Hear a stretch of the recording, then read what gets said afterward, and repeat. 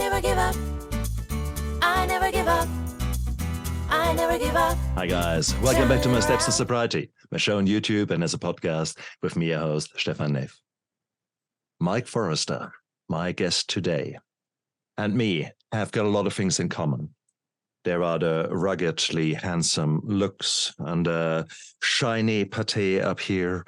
The trauma that we have gone through in the past, the ways that we sought relief and escape from reality, the kind of life we are nowadays trying to live. It is as if we are, to a certain degree, a little bit, the same peas out of the pot. And therefore, it's so intriguing for me. I can't wait to talk to this guy because, like me, he is out there to make this world a better place, to help men try to reinvent themselves, to find out who they want to be when they grow up. And it doesn't matter if they're 17 or 70. We are here because we've been in the darkness. We are both now living and yearning for the light and often end up being the light in the darkness of others. And that's a bloody cool thing to do. So, Mike, welcome to my show. Stefan, thank you so much for inviting me to join you. Super excited for our conversation today. Indeed. And it's so beautiful because there we are. It is amazing how life throws so many of us trauma, curveballs left, right, and center. And so many of us stay in a victim role for sometimes their lifelong, all their life. And some of us graduate from victim to survivor and then get stuck there.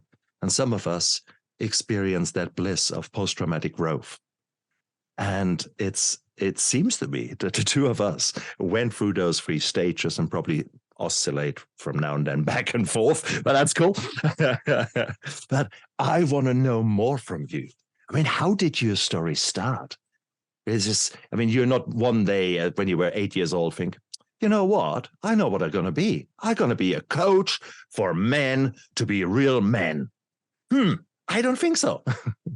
No, I started out going, I'm going to be dysfunctional, trying to destroy my marriage, my relationship with my children. I mean, that was my goal there. No, not at all. Not at all. But that was what I was getting as far as the results.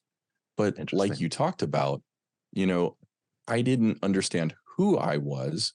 I knew that my parents had told me, hey, you're a mistake. You weren't intended. You'll not amount. Just what you want to hear from your parents, right? You would hope that's the place that's safe, that's uplifting, and it's not for all of us. So, it's one of those. I thought, as crazy as this sounds, that I was the only one that was in that kind of boat. And as we start talking about what we've gone through and what we've experienced is when we realize and come to that discovery that we're one of many and that we're not far off from what others have experienced. And that, I think, is honestly when I felt like things could change, when I could give myself almost permission to go about, hey, I'm tired of this life I'm living. I'm tired of who I am. I'm tired of hurting my family. And the pain that I was feeling was what I was putting into them, right? They're the safe place. But going through childhood, ended up going through physical abuse with my mom, still have stuff like, we've got pigmentation in our arms, right? I've got marks on my arms where they will never tan because we got into that kind of a situation. And that came out of her pain of what she grew up with. And my parents both did the best that they could. And all I could ever see when I was at that point, just like you talked about being a victim, was why me? Why am I the one living this hell? Why am I the one with these two parents? And the best way that I could put who I became was I was a cross between Eeyore, where I was a victim, and I was so ticked off at everything that was going on that I was the Hulk. And it was the worst combination for being a husband and being a father, because neither one of those places are safe or secure. And so I left my family in a bad place because that's where I was. So that was kind of the journey. Interesting. Yeah, no, it's interesting because I should have music for a time warp, but not a funny time warp, but really actually the time machine, because you're oscillating very quickly from 5, 6, 7, 8 years old to being now father, and basically the outcome of maybe those childhood traumas. But we are talking probably 20, 30 years, 2, 3 decades in between. Now, in those 2, 3 decades, a lot of things happen. Let's go there first. So, and by the way, I feel exactly the same when you're explaining that. I very much recognize myself in that. But I'm intrigued. There was pain there, and there was anger, the Hulk that you describe. So what were the first things that helped you with that pain? We all try to escape in one way or the other. So what was your escape? Oh, man. My youngest way of medicating, of escaping the pain at home, was playing video games. And I know that can seem innocuous, and it's like, it's a video game. You know, when people think about addictions, they're thinking more towards the drug, the alcohol, sex. Video games can become an addiction. It's a habit that helps you escape, not to be present, not to give you life. And so I went so far as stealing from my parents money to go to the arcade because I needed that fix. Is literally had its claws in me to where it's like, I need to be at this place and do this thing in order to feel like I had some value. And, that then led into continuing on as I, got into my teens, my 20s, my 30s.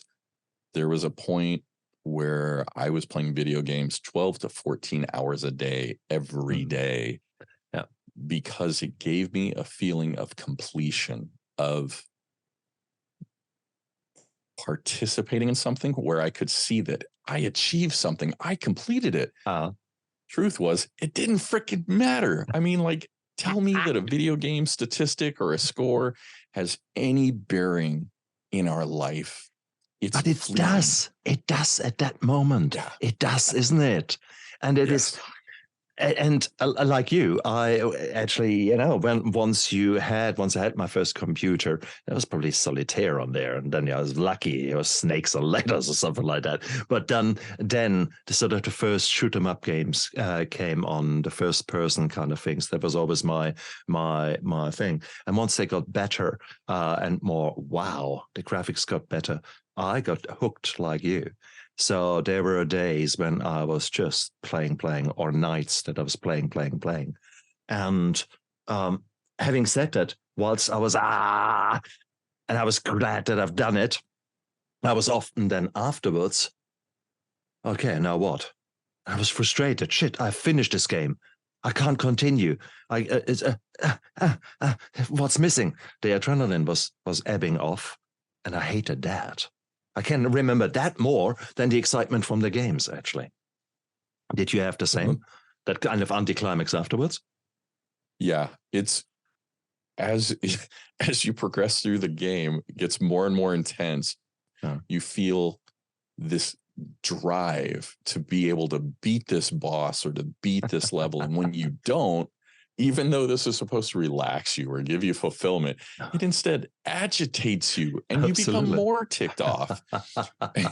And so it's like this double-edged sword. I need to do this. I don't want to do this. And, it's like so many addictions, like I was addicted to porn. My dad had, back in the days, this is before, the internet, had magazines, and it was another way to escape and medicate.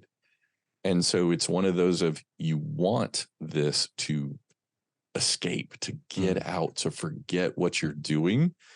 But yet there's the shame factor of, why do I keep doing this? Am I not enough? Am I not strong enough?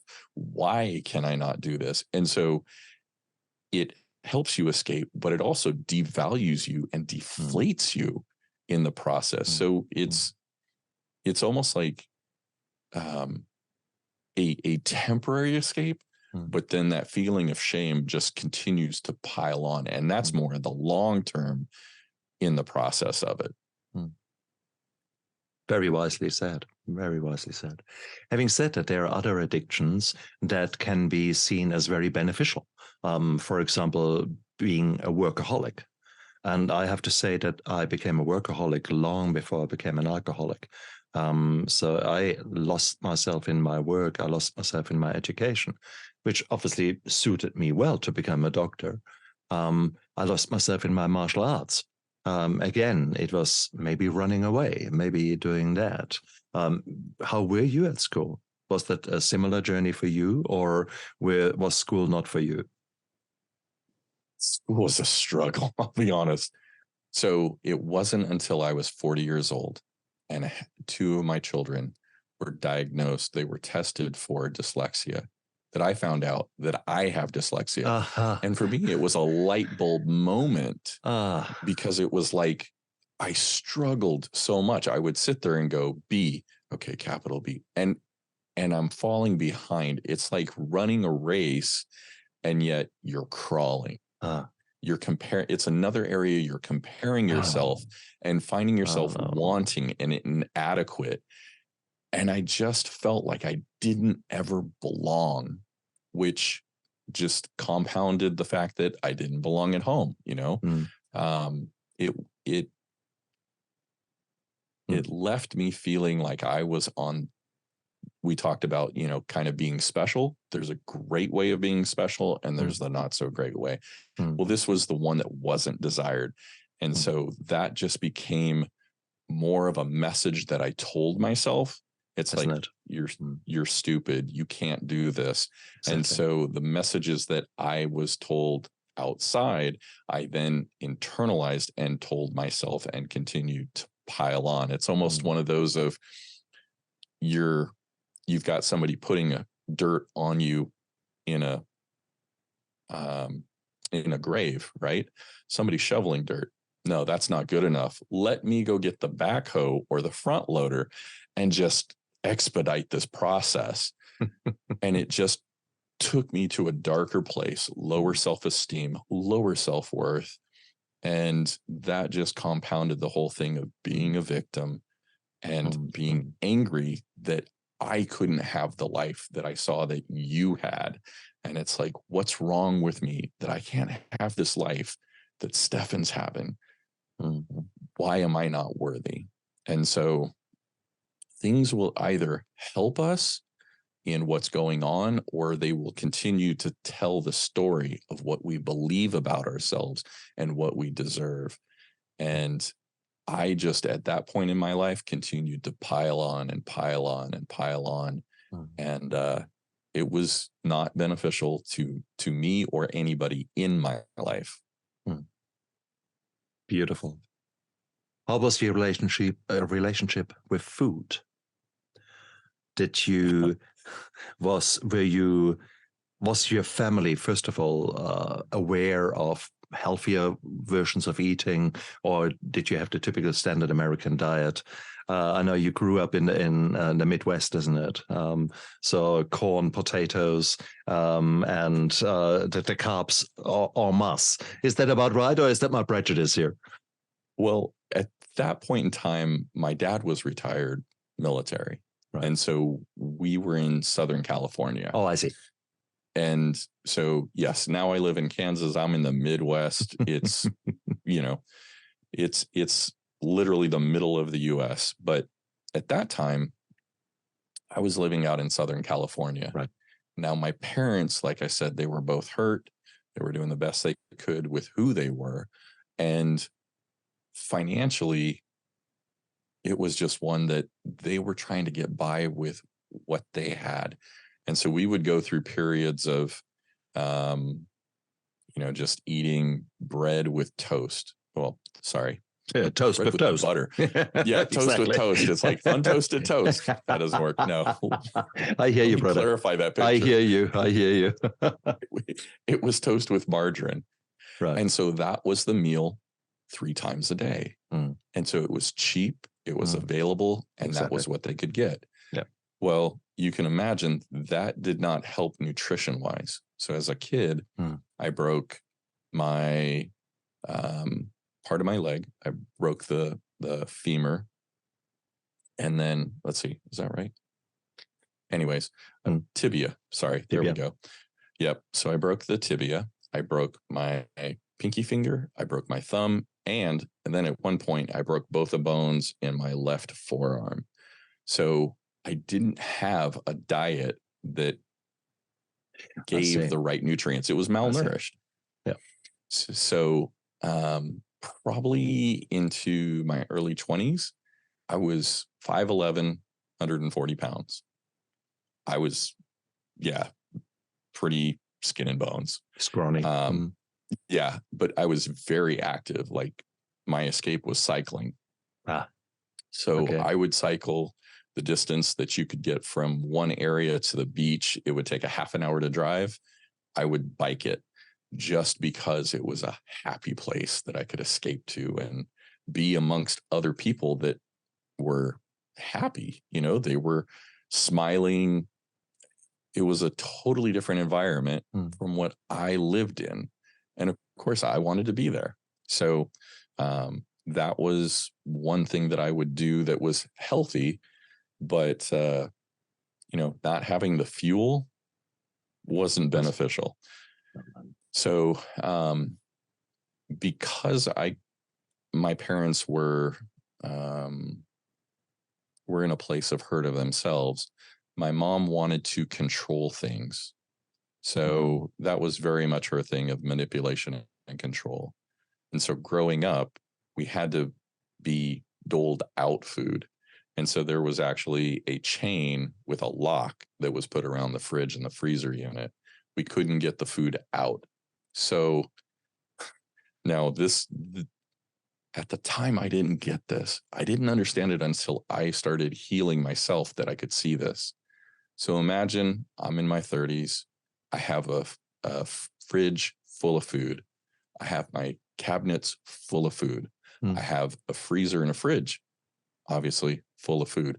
But the problem was I would hold on to the food and never use it. And so I ended up with like steaks and pork and chicken that was 5 years old. I don't know about you, but I want fresh food, stuff that's not freezer burned and funky. And so I had all this food, but it wasn't usable. And it wasn't until I was in a place of health, emotionally and mentally, to be able to look back and go, why am I doing this? Why do I hold on to the food? It's because I didn't have access to food as a kid, that I was, now in a position of control, and I was hoarding it. Please. I mean, that is what you're describing is the very classical thing of people who have gone through wars or have gone through famine. That is exactly the same thing. It is my grandmother. She would go nuts if there was something left on the plate, because every morsel was of value to her, because she had gone without and sometimes close to starvation in her past history. So I think what you're describing there are very logical kind of consequences of growing up in such an environment.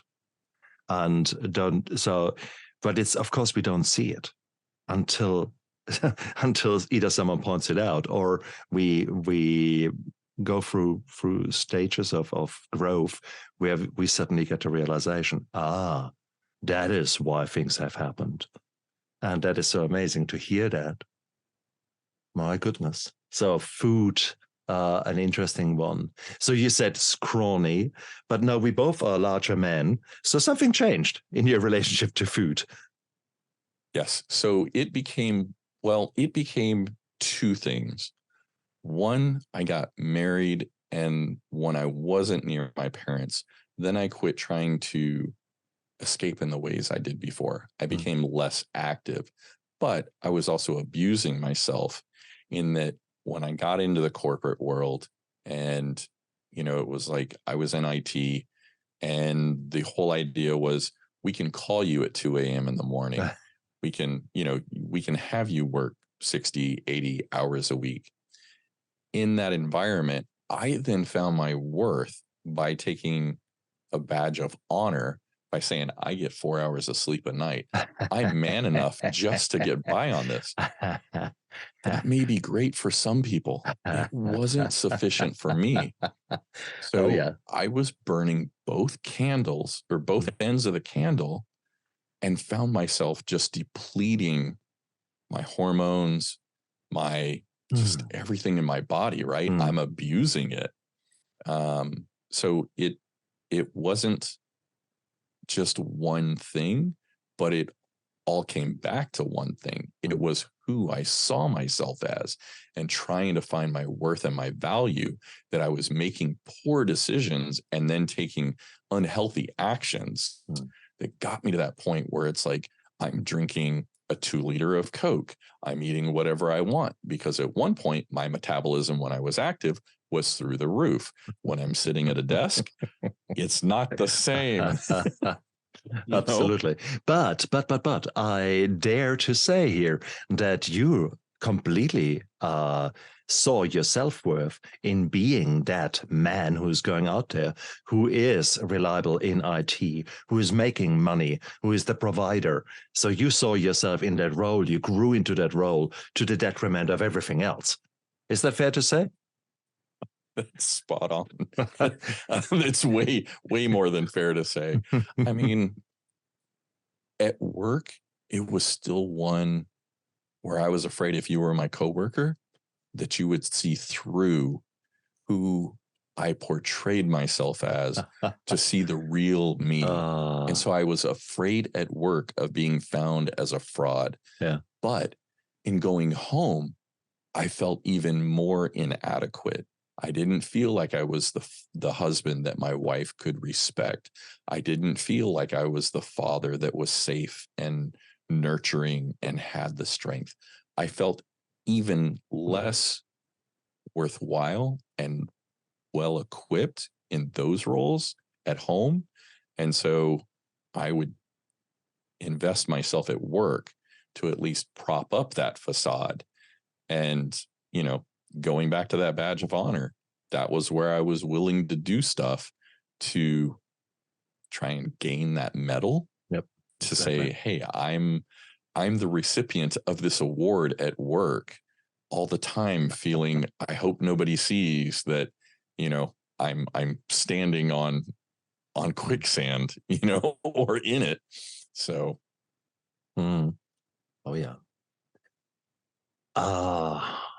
And of course, when you do 60, 80-hour weeks, there's not so much time for personal growth, or at all for looking after yourself, because then when you're not doing the 68 hours, then 60 or 80 hours, then suddenly your family has got demands, and there was stress there. What was your wife doing in response to that? The best that she could, not to set off the landmines that would trigger me. Because where at work, I couldn't go off at somebody. Home was a place where I could safely, with air quotes, inflict pain and be what I portrayed, what I perceived as the strong husband, the strong man, right?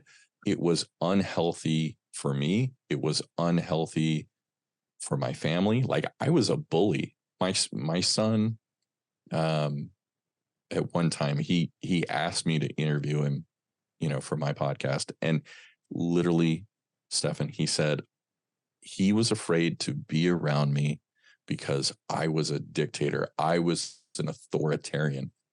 No parent sets out for that to be the way that they're perceived. No.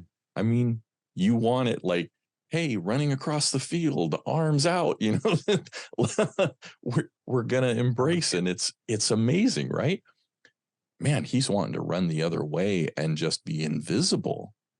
And that was because of how I felt, that I was then trying to put the power and the strength there, and I'm hurting my family in the process. And so you can imagine my wife in that situation is trying to be the safe harbor for our kids. She's working to keep me, you remember that Hulk, right?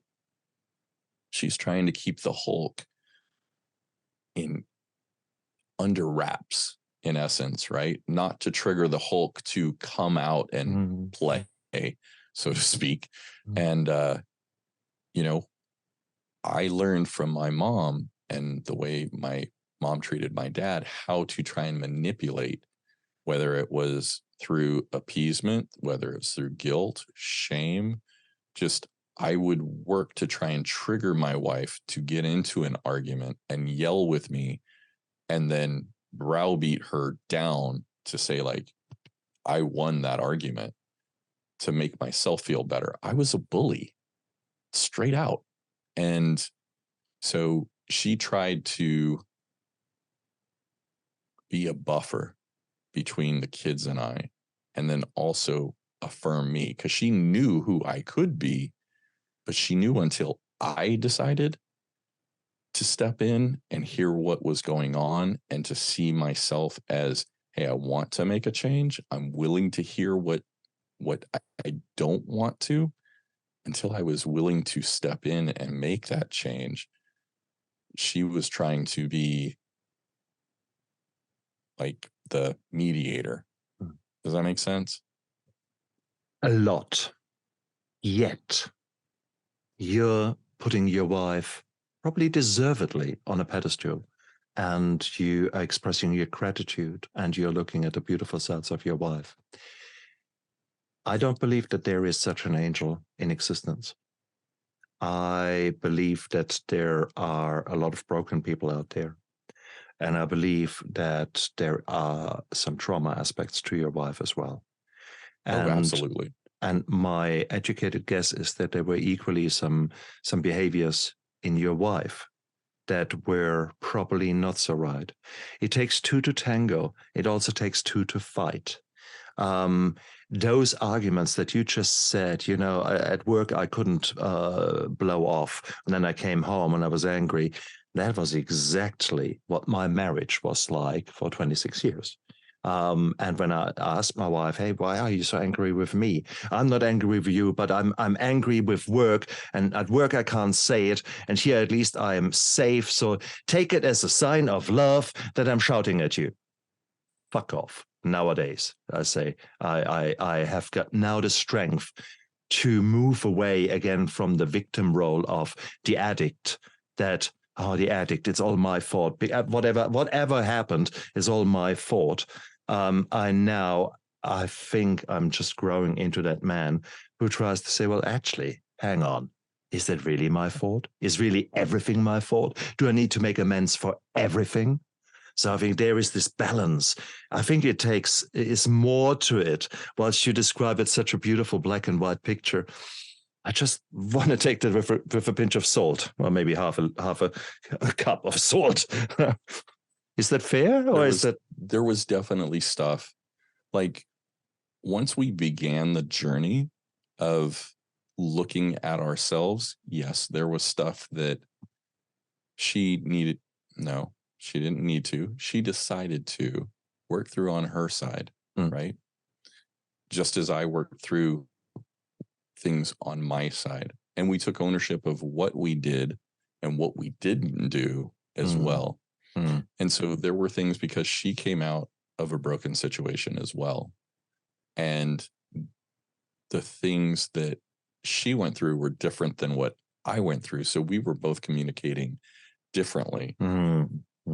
But it was one that she needed to find, like, her value and where she was at outside of the relationship and the children and what she was doing. So there was still stuff that we both chose to work through and are still working through. Like, before you and I started the interview, I shared that she and I, as over this last 9 months, we had the opportunity to help, you know, my mother-in-law get her place ready to sell, and like her house and everything like that. We had conversations of who do we each want to be? How do we want to be as a husband and wife? How do we want to be as parents, because our children are now all adults? Who do we want to be as grandparents? And, as friends, as professionals, business owners, like all these different roles. What do we want these things to look at as we get into our, later into our 50s and our 60s and our 70s? I don't want this to be like where I retire. I want to be in a position where I set a different path and a different target for my children and my grandchildren, because my wife and I are breaking chains and we're changing the legacy that we inherited from our parents. We now have the opportunity to set it, and we're seeing our children that are parents be able to engage differently in how they parent from what they receive from the two of us. So there's freedom not only in our own healing, but our healing. And I can see it from your face. You're like, yep, experienced it. As we heal, it creates a space. It's not permission so much as me saying, Stefan, hey, you get to go do this. Now that I'm okay, go right ahead. But there is space that opens up that's not taken up by that negative energy, that toxicity that exists around us, that it's then just like they talk about, a rising tide lifts all boats. Guess what? When I lift up, I create space for my wife, my children, my friends, different people around me, because they're feeling a difference and not going, hey, I need you to stay down in your unhealthiness. They're not intimidated by our growth and our healing. Rather, it gives them space to also make improvements in their own life. That's right. Oh, it's beautiful. You're quite so right. And I love the picture that you paint with the growth, and that some people in our environments do get lifted up as well, can join in that growth by us modeling a certain behavior that they come to the party as well. And that's a beautiful, beautiful thing. Having said that, many people are stuck in relationships where there's maybe a bit of a codependency, or where the other person becomes afraid when there is an element of growth happening in the person that they're together with. What would you say to such a relationship? It is one that you can only control you.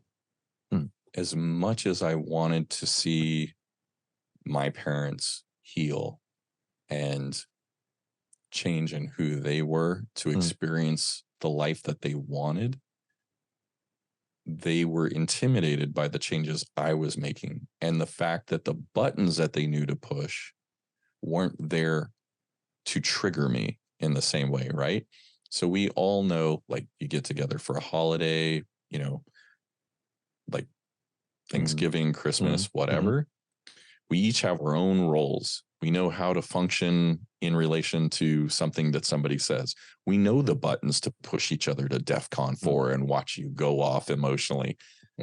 When those buttons aren't there and you don't play that role, you don't react the same way, it can be disconcerting and uncomfortable for the people around you, particularly when it's your family.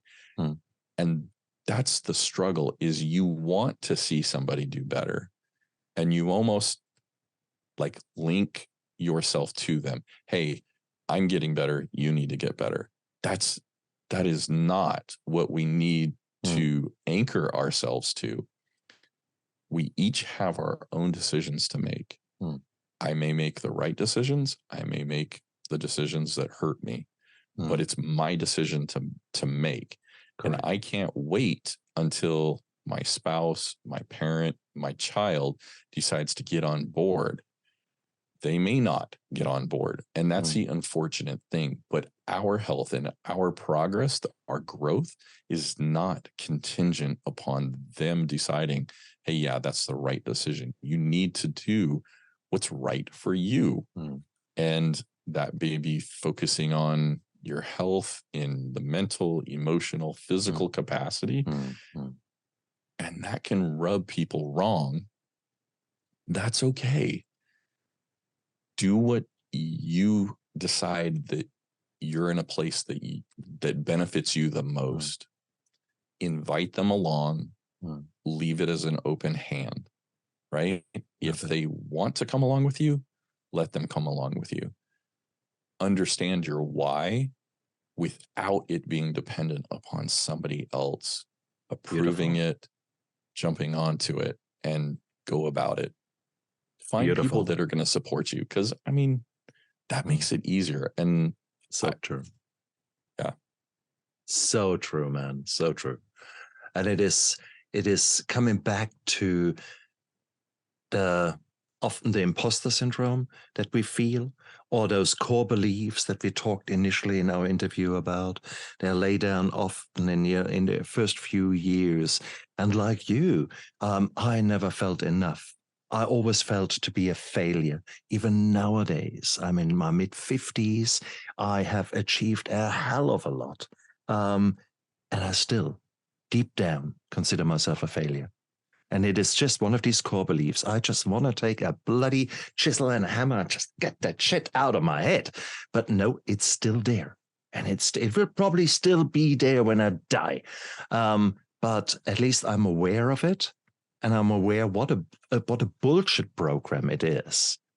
And I nowadays take active steps of actually dealing with that, in the sense of I actually often record those things that I've actually done in a day.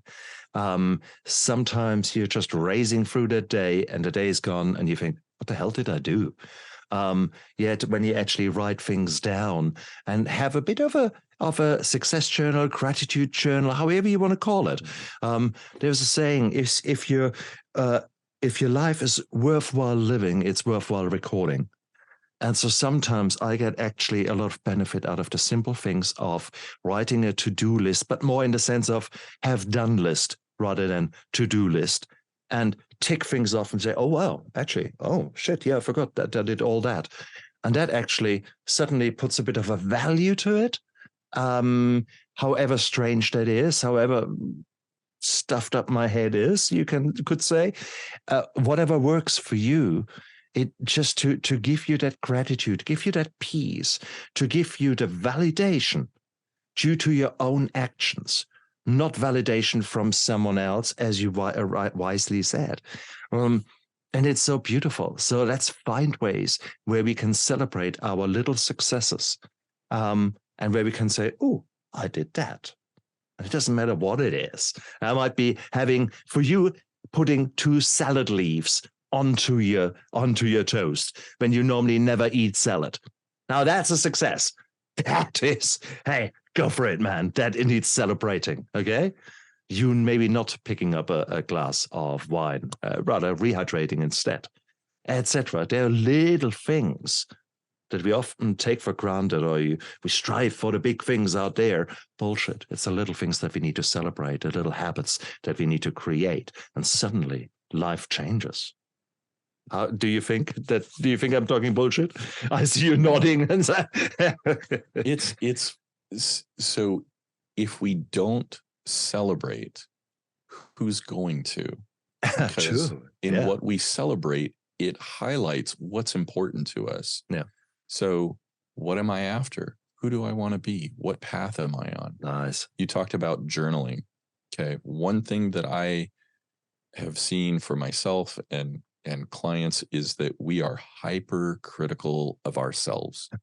Where I would show you grace, Stefan, I will demean and beat myself up better than anybody else. And so in the journaling that you're talking about, because of my dyslexia, it's faster for me to dictate and see it written out, right? Nice.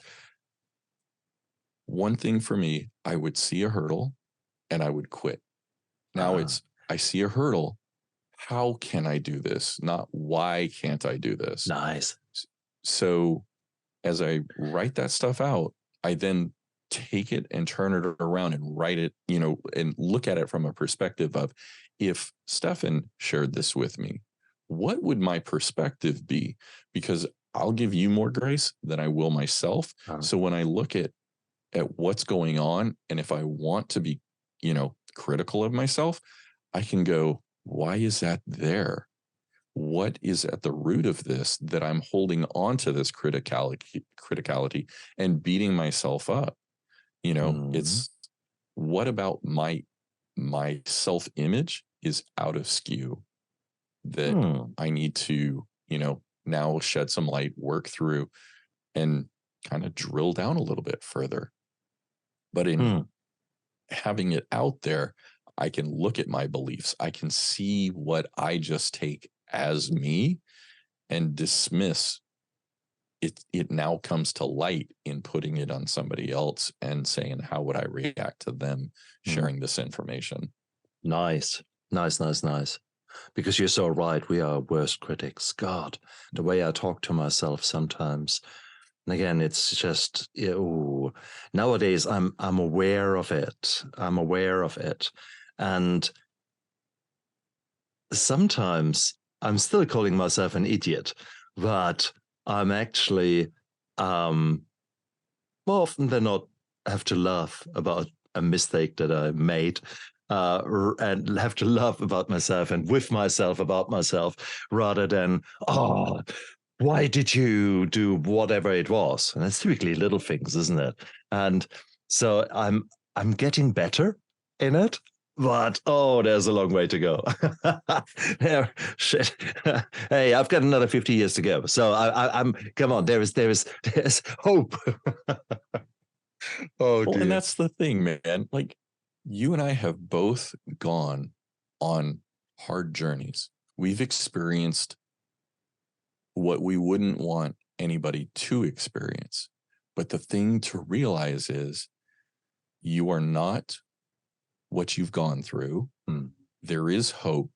And it's a matter of allowing yourself to pursue it and go, who do I want to be? If I didn't have all this stuff, if I didn't see myself that way, who would I be? And spend some time, instead of watching a TV show or listening to music, just sit and daydream. And I don't know about for you, but daydreaming for me was really easy, because if you and I had like this kind of situation or issue, I would role play every way it could go to figure out the right way to go about approaching you and trying to, have the conversation. So my creativity is there. It's just, how am I going to apply it to my life to help me out, not to try and manipulate myself or somebody else in the process? There is another thing about this creativity, because our brain can figure out a hell of a lot of situations, but typically it catastrophizes. So it can come up with the most beautiful ways how you can stuff up your life and the reasons why you are such a failure. It comes up with gazillions of reasons, because often enough you're asking the wrong questions. Why me? Why me? Well, guess what? Your brain feels compelled to give you an answer. Well, you could also try to maybe rephrase that. What can I learn from that? Do an after action report of whatever has just occurred. Okay, what happened? How did it make me feel? Okay, what was my role that led to it? Maybe, just have a look into those things. So if you ask it this way, it's no longer then, why me? So you're moving away from the victim, you're moving towards more positive analysis. And then if you rephrase the question again is, what can I learn from that? What can I do different? If I could go back in time and do it exactly the same scenario again, what would I do differently? Now, these are powerful questions. And try to predict the future. Try to predict when something, or With that I don't mean go nuts and I want to see the future. No, I want you to say, okay, you will go to work now, and you know you will go through the entrance. There is the receptionist there. Imagine, how can you put a smile on her face? You could just go through, or you could say, wow, oh, that haircut looks nice. Is that new? Or, oh, lovely, the color of your blouse and your eyes, perfect. She will probably think, what the hell? But you made her smile. You made her feel good. In turn, you feel good. Hey, man, you manipulated the situation, but you manipulated it in a really nice way. You took action, and you made this world a better place. No, that's a kind of manipulation I like to do, I must say. Yeah, when it's adding more joy, I mean, who doesn't want more joy? There's so many things that it's like, we just look at it and go, I'm busy, I don't have the energy, I don't have the time, woe is me. But putting a smile on somebody else's face and your own face has ripple effects that we won't even be able to see, because then, like you talked about, the person at the front desk, then they have a smile. All those other people are coming through past her or him, and it's like, okay, great. Now they're having interactions. And so the positive ripples that you can set out, and it's like, you had talked about, like, our brain, looking for the answers. If we change the perspective, and it's like, why is it that I'm able to do this? How can I solve this? I don't know about you, but I will take a shower, or I'll go for a walk, and something that I've struggled with, that it's been the puzzle, will come out of the blue. Absolutely. And it's the shower, isn't it? It must be something in the shower. It's happens to me too. There's a portal of answers that just comes down with the water, Same here. Sometimes, but you need to be open to it. Yes. You need to just let all your thoughts go, and suddenly, bing, there's a solution. Bing, there's another solution. And it's beautiful. But we need to be open. For that, we need to stop running in our hamster wheel. For that, we need to stop for a moment and take a deep breath and try to clear our thoughts, and try not to distract us with life, with whatever. When we too have been so active, so busy in distracting us in the past, we both have learned we need to stop. What do you do nowadays to stop? What is your stopping routine? How do you look after yourself? So for me, as far as like the self-care, taking care of myself, it's become very habitual, but in a positive way, right? So you and I talked a little bit about this. I'm working to reclaim my health. I want to see my grandkids and be a part of their life. And so for me, in the morning, I'm getting up, I'm doing a cold plunge. Now, part of that goes back because when we talk about, my mom being controlling, found out later she was paranoid schizophrenic. Well, in her paranoia, we were renting a duplex and the water heater broke. So I grew up with taking cold showers, and that was all we could do. So then as an adult, a cold shower for me transported me right back to that time. And it was like, I'm out of control. I have no power. But in putting myself and choosing to put myself in that kind of a position, it has helped me to work through that and the hesitancy and disassociate it to where I don't have a choice. I'm powerless. It's like, no, I'm choosing to do this. This cold water helps me physically, right? It's releasing all kinds of chemicals. I mean, the studies are there, but it's also on an emotional and an event basis, helping me to find power to work through and past what as a teen had kept me kind of imprisoned.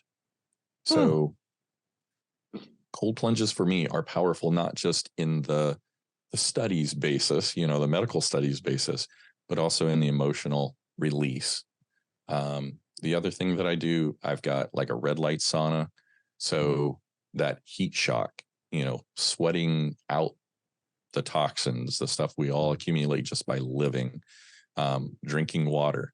So water was not something that, after spending decades of drinking 2 liters of soda that has sugar and tastes amazing, water was bland. And, so I bought into that belief process, but it's educating myself and going, there's another option. How can I find flavor in water? Maybe I can add some lemon. Maybe I can add amino acid mix. There's different ways to work around it, but it's getting that water in a way that I see as healthy, right? Without the sugar. The journaling, like you talked about, but I also do affirmations, which is like asking questions instead of saying like, I am successful. It's like, why am I successful? Because our brain is working to go do that. So that's something that comes from Noah St. John. He's like wrote a book about affirmations. So it's like with an O instead of an I. So it's asking questions so that your brain goes out and works on this stuff. Nice. While you're doing other things, your brain is still active. It multitasks. Nice. Okay.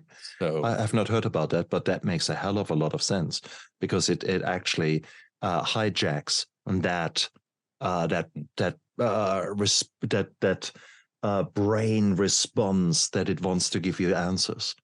So you're actually doing that in a systematic fashion rather than taking it for granted. Nice. I like it. Yeah. So, I mean, there's some prep work in that, just in deciding, where do I want to be? What are the questions that put me on that path? Nice. Okay. Then the other thing is physical, right? Yeah. So going to the gym, getting myself moving, it just, all those things set me up in the best place. It's not the same for everybody, and not everybody needs to have it at the level or the time frame that I do. It's a personal thing. What works for Stefan, what works for somebody else, totally individual, right? But have something that you find that gives you energy. And so for me, that's having routine puts me in the best place, nice. to actually be able to follow through. Nice.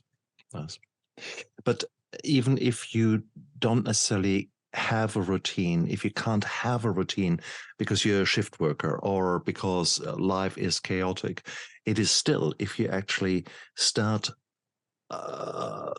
putting emphasis on key aspects of your life, and that means the nutrition, the hydration, the sleep, the exercise, you can actually, however busy your life is, you can make tremendous changes. And it is a matter of you actually putting emphasis on it. That's all it is, by creating a habit. There was a nice book written a while ago by a businessman, or a journalist kind of guy, author, who had a Navy SEAL moving in with him for 1 month. And basically to help him get his act together. And oh boy. So in this case, of course, the Navy SEAL was very focused on the physical activity side. And it, I've got a meeting in 10 minutes. So what? Down to 20 push-ups. Okay. So, that kind of stuff. And when you do that in your own life, you don't need to have a SEAL standing next to you. But you can, for example, say, okay, every time I eat something, I do 10 squats and 10 just push-ups on the table. Do that. You've moved all your muscles there a bit. Okay, and now you eat something. With that, you open up your muscle, the glucose receptors. So whatever you eat actually goes first in the muscles and then into the liver and fat. So that's nice. So that's a little trick how you can lose weight. Easy.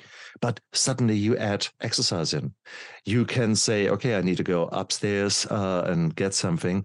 Go upstairs, downstairs, upstairs, get something. Who says you can't, Stepmaster version 1. Okay, Mark 1. Use it. There you. So there's so many ways how we can include exercise in our daily life. It's completely up to you. Who says you have to park your car closest to the door? Park it furthest away from the door. That's what I do. When you go shopping, go in the middle of the car park or end of the car park, provided it's safe to park there, and walk. That's it. So there's so many ways, guys. Ask yourself the right questions. What we have just been saying, ask the right questions. How can I become a better version of myself? And chances are exercise needs to be in there. And especially the older we get, you either use it or you lose it. No two ways around it.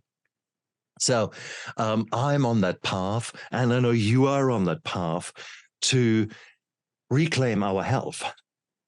We lived dodgy lifestyles in the past. I can assure you, I've got genes that are awful. So I should be dead according to my cardiovascular genetic health. Having said that, with me stopping drinking, eating healthy, using the appropriate food as medicine, I have now come to a point where my blood vessels that supply oxygen to the heart, so coronary arteries, they're clean as a whistle, like a baby. Now, that should not be the case with the life that I lived in the past, but it is. I checked it. And so therefore, I know the past does not equal the future, guys. You can change. You have got a power. Yes, life is a bitch. Yes, you might just right now go through a hard time. And that's the reason that you're listening to this podcast. But here you are. If these two bald numbnuts can get their shit together here, come on. There is hope. Truly, there is hope. 100%. And I mean, that's the thing. It can be as simple as starting out, just going, I'm going to do box breathing, right? Yeah. An intentional style of breathing and find your confidence, your wins. Like we talked about earlier, celebrate your wins. Hey, I'm going to do this for 2 days. I'm going to do this for 1 day. Just do something intentionally. Take the win and let that boost your confidence to take on other stuff. It's just like working out our muscles or running. You can lift more as you work out more. You can run further as you continue to practice running. It's a habit. It's a practice. And it doesn't mean like just last week, there was, like when your battery runs out in your smoke detector, it will chirp. That sound teleported me back to my 30s when I was separated from my wife for a while. And it was just like, I need to work through some stuff. But it was a situation where I was living with a friend for 6 months, and that noise teleported me right back to that time frame. And it was like, this is interesting. Okay. And so I worked through some stuff from a different angle than I had before, but it's put me in a different place. And it's helped open my eyes of what was going on at that time frame. My wife and I had some conversations, and it was like, is there anything else that we're missing? No, I don't think so. Okay, great. And we moved on. But it was a opportunity to come to a realization of what had gone on, and that there's still stuff that it's like, oh, hey, this is an association, a track, a way back. And instead of beating myself up, which is what I would have done before, I was able to work through it, with my wife and come out on the other side. So, I mean, something as simple as breathing, just as an exercise, will help you gain the confidence to move forward. Beautiful. Absolutely beautiful. I'm at a moment going through a journey where I'm becoming a breath coach, just because I wanted to actually learn more about breathing.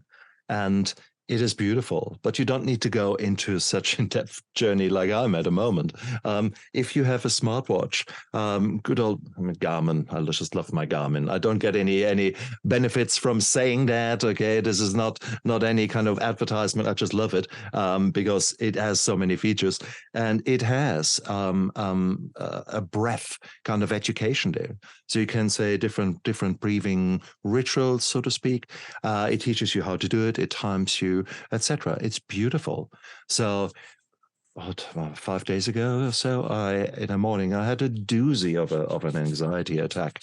It was just going nuts in my head, and I thought, no, I don't want to live like that. So I did actually set a certain protocol up, 12 minutes of breathing, and for 12 minutes I just focused on that breathing, and it was a beautiful, calming experience.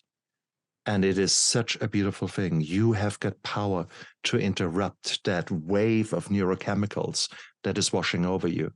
You have got a power with your breathing to actually activate your parasympathetic nervous system, your vagus nerve, and calm the shit down that is going nuts up there. And it was beautiful.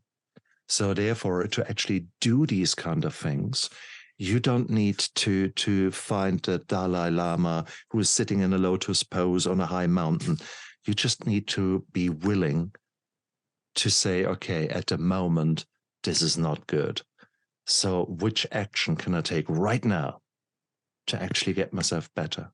And chances are taking a deep breath and having a glass of water is already a bloody good way to start. With that, you have already done 3 things. You actually stopped, thought, you actually then took a deep breath, and you had a glass of water. 3 actions. That's not bad. From being a victim to, well, at least going into survivor. And if you now then practice that more, just as much as you're practicing maybe dumbbells at a gym or something like that. Initially, that you couldn't even lift a dumbbell without the weight on. And now you're throwing the weights around. It's the same thing with everything that you practice, from communication to meditation to breathing. So it is beautiful. And I think that's where you come in, Mike, isn't it? Because you're really helping men to go through this journey of becoming better men, better versions of themselves. If people are interested in you and the work that you're doing, where can they find you? Well, the best place I would direct them, they're already looking to you for encouragement. I would say another place for encouragement that goes right alongside is tuning into the podcast Living Fearless Today. And whether it's video games, alcohol, drugs, trauma, whatever has you to where you're not on that path to being the version of the man you want to be, there's other men that you'll see that it's like, hey, they went through this. They're in a different place. They were able to get past this. And often that hope, that encouragement, it builds a bridge that we can then see, hey, there is hope for me as well. And that's often what we need to take the action and continue taking the next step. So I would say tune in. You know, for me, that was podcasts were the tool that got me to the point where I continued to take action and see things from a different perspective than what I had been brought up in, and the beliefs that I had built. So, definitely continue listening to Stefan and his guests on steps to sobriety. And then if you're looking for some additional, I'd say come join, listen in, and man, just keep taking, like we talked about, breathing is right there for you. So just do something to push you in that direction. But I thank you, Stefan, for inviting me to join you and share today. I appreciate it, my friend. Absolutely. Mike, you're an amazing man. And you are you have started on a path, and you're just a little bit further down the line than other men. And so same with me. So guys, it's a beautiful path. It's meandering. You have no idea what's around the corner. Sometimes it can be painful because there's some healing involved. And with that, sometimes we have to look into the past, what has occurred. And that's okay. But it is, I encourage you guys, please stop running, stop hiding, stop escaping your reality by actually looking right now. Look out for yourself. Love yourself. Begin to treat yourself with the respect that you deserve, and be the role model to yourself by taking little action steps, but just keep going the right direction. Figure out who you want to be, and often that's much easier when you have got some role models, and these are the people that are coming on our respective shows. So here you are. So just since we are there, go down there, press the like and subscribe button, then check out Mike's show. The links are down there, so no excuse for you not to find it and hop across. Wait a little bit, and then you're going to see another repetition of that, but in different seats. I come onto the hot seat on his show, so he can grill me to his heart content. So I'm looking forward to that. Mike, thank you so much for being a guest on my show. You were an amazing guest. Thank you, my friend. And I appreciate your openness and encouragement. Thank you. And you guys out there, look after yourself and live with passion. Bye. I never give up. I never give up. I never give up. Turn around.